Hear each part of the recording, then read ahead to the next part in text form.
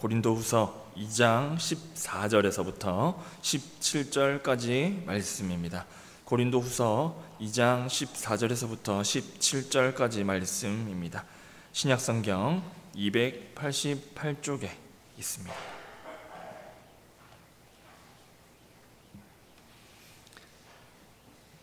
우리 함께 교독하시겠습니다.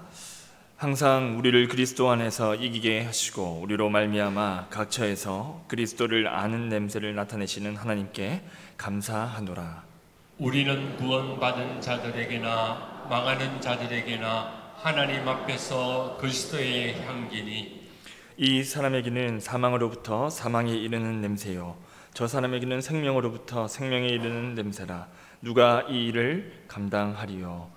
우리는 수많은 사람들처럼 하나님의 말씀을 혼잡하게 하지 아니하고 곧 순전함으로 하나님께 받은 것 같이 하나님 앞에서와 그리스도 안에서 말하노라.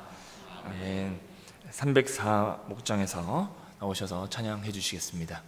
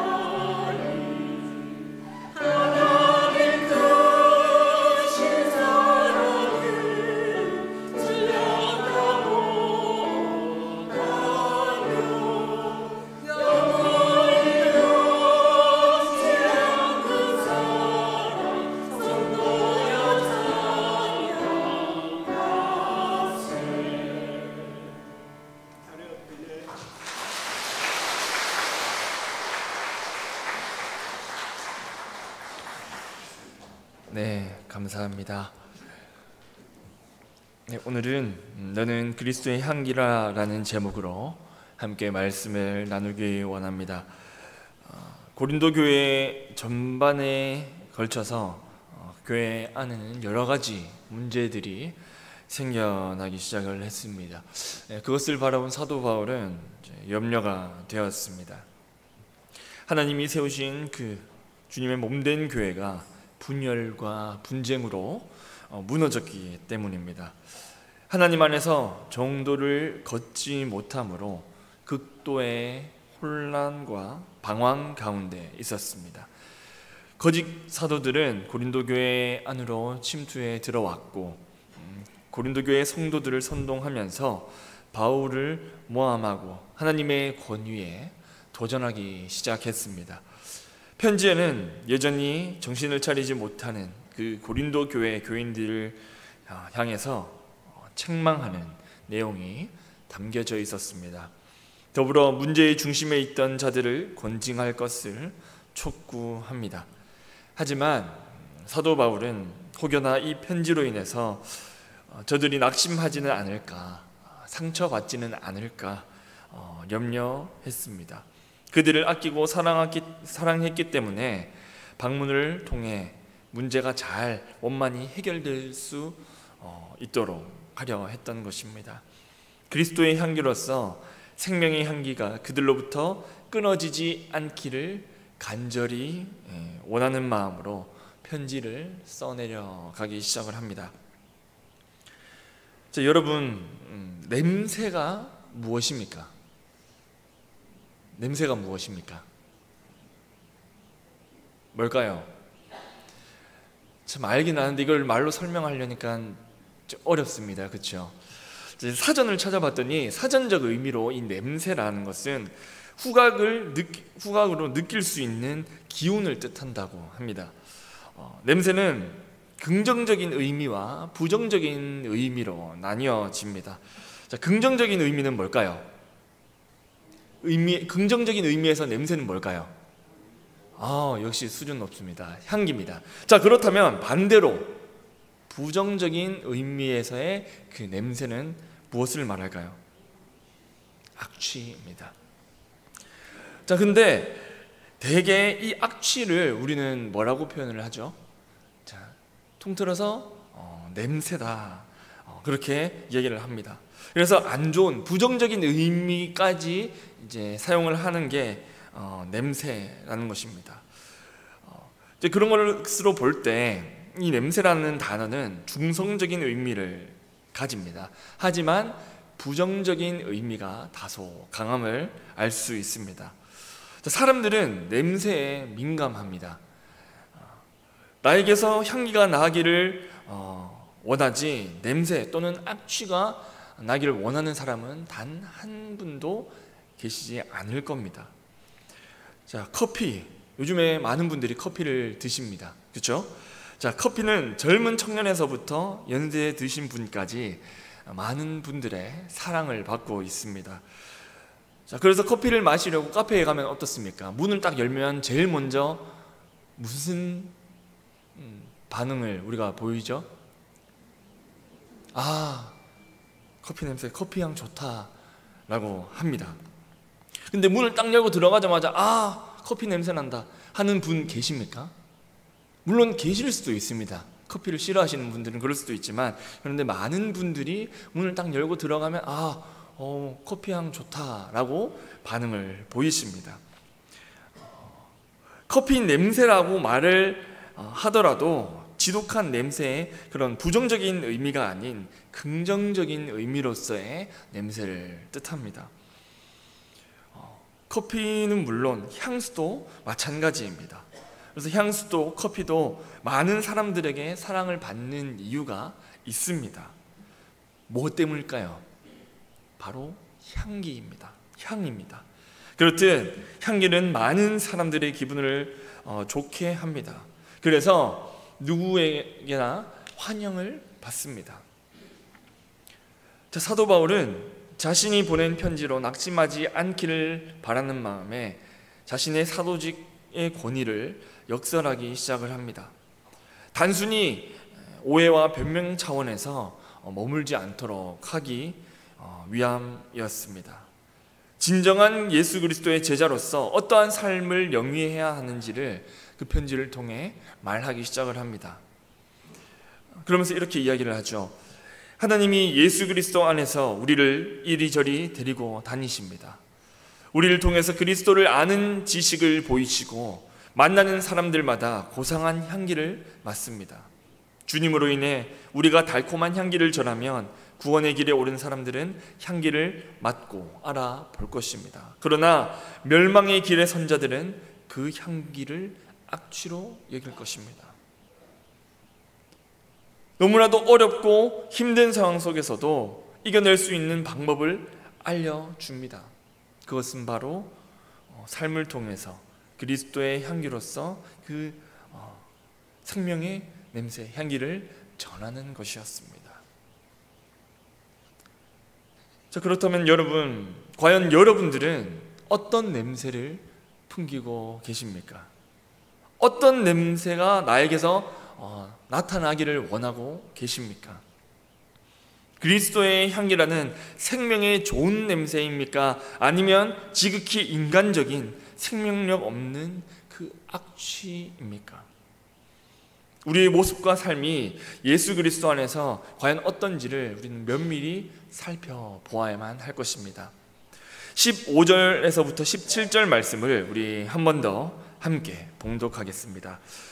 우리는 구원받는 자들에게나 망하는 자들에게나 하나님 앞에서 그리스도의 향기니 이 사람에게는 사망으로부터 사망에 이르는 냄새요 저 사람에게는 생명으로부터 생명에 이르는 냄새라. 누가 이 일을 감당하리요?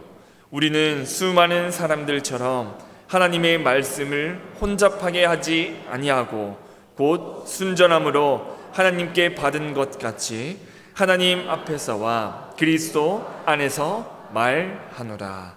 아멘. 자, 사도 바울은 이 편지를 쓰면서 로마 군대의 개선 행진을 비유로 이야기를 했습니다. 자, 개선 행진은 무엇을 의미합니까? 전쟁에서 이기고 돌아오는 것이 바로 개선입니다. 그래서 전쟁을 마친 후에 승리를 거머쥐고 돌아오면서 행진하는 것을 개선 행진이라 합니다.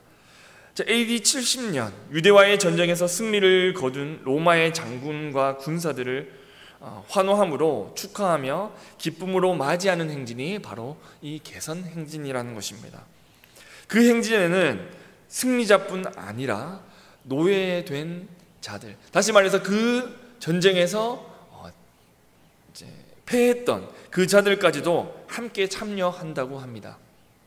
그런데 그 행진에는 향이 뿌려집니다.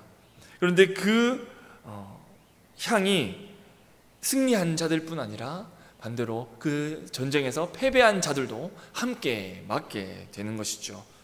자, 승리자들은 그 향을 맡으면서 어떤 마음을 가지겠습니까? 승리의 기쁨을 만끽할 것입니다. 그런데 반대로 그 전쟁에서 진 자, 패한 자, 그들은 어떻습니까? 그 냄새가 향기겠습니까? 절대 향기가 되지 못할 것입니다. 전쟁에서의 패배로 그들에게는 사망의 냄새가 될 것입니다. 분명 향기로운 냄새임에도 불구하고 그 시간부터는 그들에게는 정말 괴로운 냄새, 정말 악취로 여겨질 수도 있을 것입니다. 다시 말해서 어둠의 권세에 대한 궁극적인 예수 그리스도의 승리를 생각하며 생명에 이르는 냄새의 삶을 살되 우리가 순전함으로 감당해야 된다 하는 것을 사도 바울은 전하고 싶었던 것입니다. 이미 영원한 생명이 있는 복음을 받았듯이 그처럼 능력으로서 나를 통해 그리스도의 향기가 전해져야 된다라고 하는 것이죠. 마태복음 5장에서 주님은 너희는 세상의 빛이요 너희는 세상의 소금이다 라고 말씀하십니다. 그와 같이 오늘 말씀을 통해서 너희는 그리스도의 향기다라고 그렇게 이야기를 하고 있습니다. 근데 여기서 중요한 것이 있습니다. 바로 그리스도의 향기인데 그 앞에 뭐라고 적혀 있습니까? 우리 한번 보겠습니다. 그리스도의 향기니 라는 그 말 앞에 뭐가 있습니까?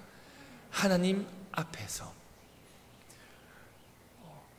구원받는 자들에게나 망하는 자들에게나 그리스도의 향기다라고 얘기를 한 것이 아니라 하나님 앞에서라는 말을 사도 바울은 썼습니다.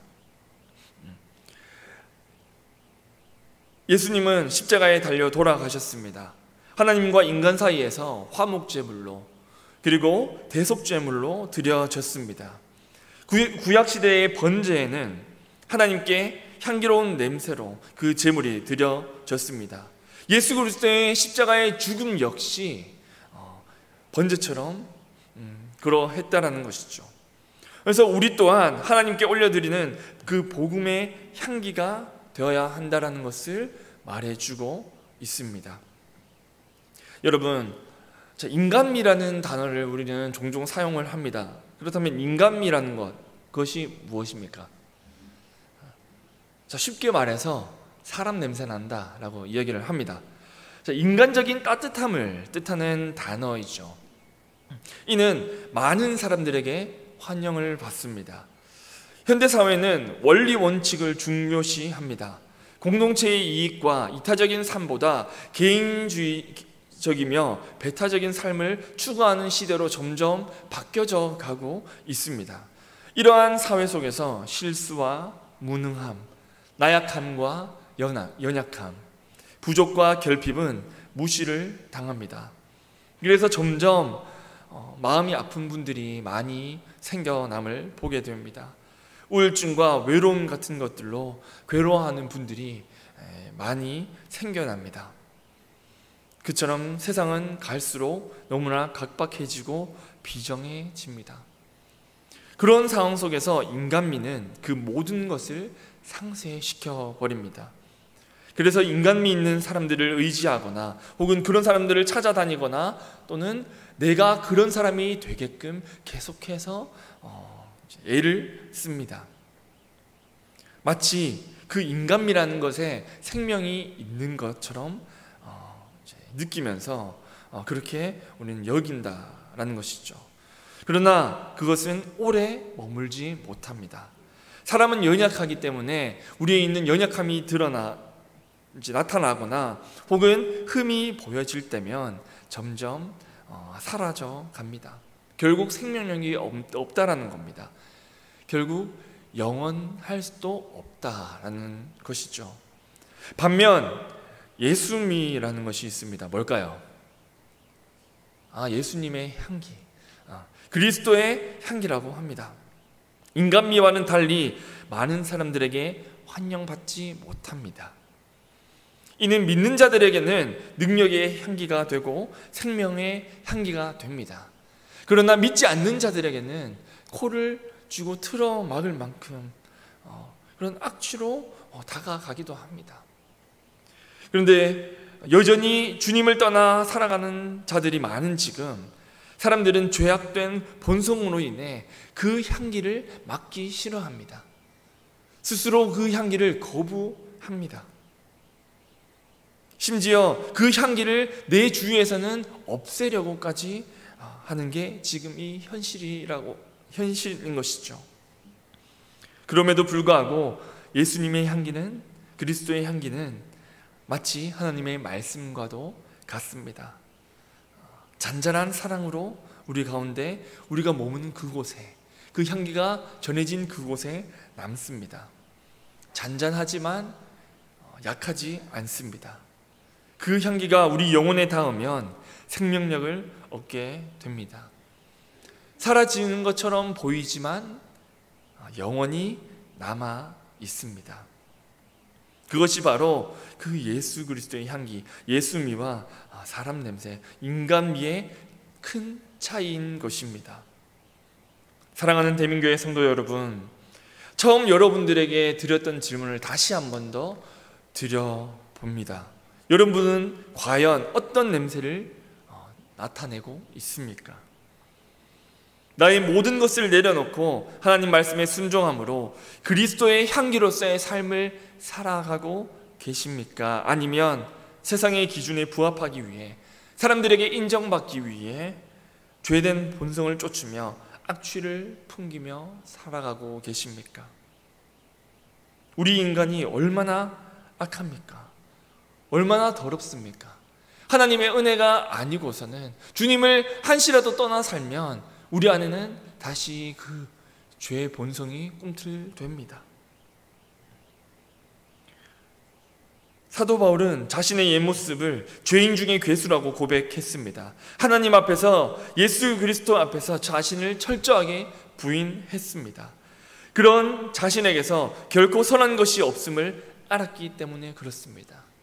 그 사도 바울이 깨달았던 깨달음이 오늘 저와 여러분들도 깨닫고 있지 않습니까? 그처럼 우리의 냄새는 고약할 뿐입니다. 음식물 쓰레기 냄새를 맡고, 정말 썩은 그 냄새를 맡고 좋다고 말할 수 있는 사람은 단 한 분도 없을 것입니다. 같은 향기라고 해서 모두에게 다 같은 향기가 되지는 않습니다. 더 강하게 풍기는 냄새가 그 공간을 가득 메우듯 우리는 이제 그리스도의 향기로서 생명의 냄새로 죄악 가득한 그 세상을 채워가야 할 것입니다. 사도 바울이 어떠한 핍박과 고난 앞에서도 변질되지 않은 그 순수한 복음을 전하며 정말 참된 그리스도의 향기로 살아갔듯이 우리도 순전함으로 주님이 맡기신 그 사명을 감당해야 할 것입니다. 로마서 12장 1절은 너희 몸을 거룩한 산제물로 드리라, 그렇게 말씀하고 있습니다. 우리 몸뿐 아니라 우리의 삶까지 하나님께 그리스도의 향기로 드려야 한다는 것입니다. 내가 먼저 복음 앞에서 순종하고 그 복음을 전하는 삶을 살 때 저와 여러분들을 통해 생명이 가득한 그 향기가 세상으로 흘러갈 것입니다. 그로 인해 세상의 악취는 점점 그리스도의 향기로 물들어 갈 것입니다. 로마서 13장 14절은 예수 그리스도로 옷을 입고 정력을 위해 육신의 일을 도모하지 말라, 그렇게 우리에게 말씀하고 있습니다. 이제는 우리의 삶이 예수 그리스도 안에서 달라져야만 합니다. 우리의 삶을 통하여 썩어가는 이 세대가 그리스도의 향기에 스며들어야만 합니다. 그때 비로소 모든 열방이 저와 여러분들의 착한 행실들로 주님을 바라보게 될 것입니다. 내가 죽고 내 안에 주님이 사는 삶을 살아갈 수 있기를 소망합니다. 끊임없이 하나님의 도우심을 구하며 복음을 쫓는 삶, 그리스도의 향기로서 복음을 전하는 삶을 살아갈 수 있기를 소망합니다. 예수 그리스도 안에 있는 그 생명의 향기가 더 이상 나와 세상의 악취로 희석되지 않는 그 삶을 살아갈 수 있기를 소망합니다. 개선 행진에서 심판의 냄새를 맡는 노예가 아니라 이젠 생명의 냄새를 맡고 환호함으로 대장이신 그 예수 그리스도를 기쁨으로 맞이하는 승리자의 모습이 우리의 모습이 다 될 수 있기를 소원합니다. 그래서 오늘 이 자리에 모인 모든 성도님들이 다 그리스도의 향기로서 세상을 아름답게 물들일 수 있기를 주님의 이름으로 축복합니다. 기도하겠습니다. 하나님 아버지, 오늘도 귀한 은혜의 시간을 허락하여 주심에 감사를 드립니다. 저희를 그리스도의 향기로 불러주심에 감사를 드립니다. 악취가 아닌, 고약한 냄새가 아닌 주님의 향기로 세상을 물들이는데 귀히 쓰임받는 모든 주의 자녀들이 다 되게 하여 주시옵소서. 날마다 주님과 함께 걸어가게 하시고 우리의 삶이 먼저 그리스도의 향기로 충만하여져서 하나님께 거룩한 산 제물로 올려드려지게 하여 주시옵소서. 함께 하시고 붙들어 승리의 삶을 살아가게 하실 것을 믿으며 감사드리며 이 모든 말씀 우리 주 예수 그리스도의 이름으로 기도드립니다. 아멘. 찬송가 420장입니다.